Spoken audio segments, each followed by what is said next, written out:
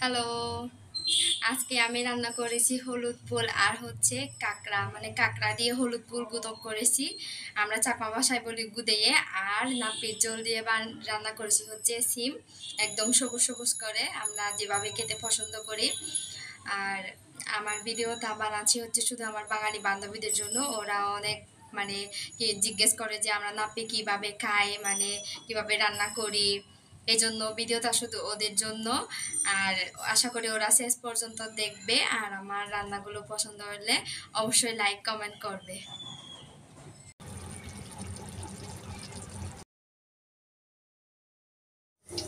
এই যে এগুলো হচ্ছে হলুদ ফুল, আমি এখানে কুটে ধুয়ে রেখে দিয়েছি। এই যে, আর এখানে কাঁকড়াগুলোকে ভালো করে পরিষ্কার করে রেখে দিয়েছি। এগুলা হচ্ছে জিরির কাঁকড়া, অনেক মজা হবে কিন্তু। এখানে লবণ, হলুদ, তারপরে পেঁয়াজ, রসুন ভালো করে ভেজে নিয়েছি। তারপরে ধুয়ে রাখা কাঁকড়াগুলোকে দিয়ে দিলাম। আমি মরিচ দিতে ভুলে গিয়েছিলাম, এই যে কয়েকটা কাঁচা মরিচ দিয়ে দিচ্ছি, কারণ এই রান্নাতে হচ্ছে মেইন হচ্ছে কাঁচা মরিচ। জাল জাল হলে তবে মজা হয়। আমরা এটাকে বলি হচ্ছে গুদেই। আমি কাঁকড়াগুলোকে ভালো করে হচ্ছে কষিয়ে তারপরে ওই কাঁকড়ার উপরে নাপির ঝোল দিয়ে দেব। এই যে নাপিটা, এটাকে আমি পানির সাথে ভালো করে গলিয়ে ওই পানিটাকে হচ্ছে ওই কাঁকড়ার উপরে দিয়ে দিব।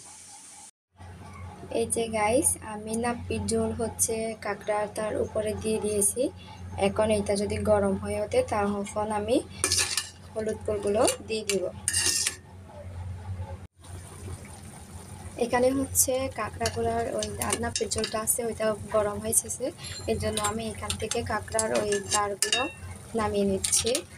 কারণ এগুলো তো গুদক বা হচ্ছে ভর্তা বানানো যাবে না, এই জন্য এগুলো আবার আমি রান্নার শেষে লাস্টের দিকে অ্যাড করে দিব।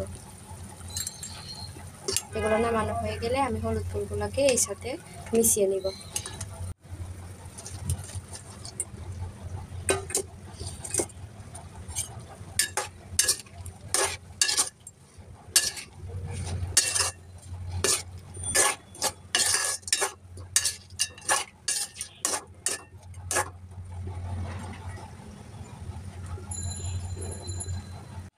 গাইস, আমার রান্নাটি প্রায় শেষের দিকে, এখন চুলটা প্রায় শুকিয়ে আসতেছে। এই জন্য আমি লবণ তেজ করে একটা পাতার সাহায্যে হচ্ছে ভালো করে বেঁধে দিব। তারপরে আমি একটা পাত্রে নামিয়ে নিব। খেতে কিন্তু অনেক মজা হবে।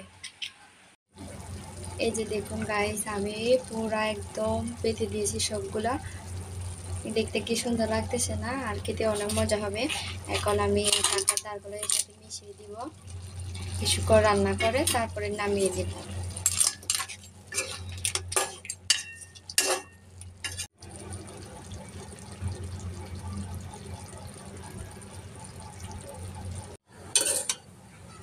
এখানে আমি আমার নাপির ঝোল দিয়ে হচ্ছে সিম রান্না করতেছি।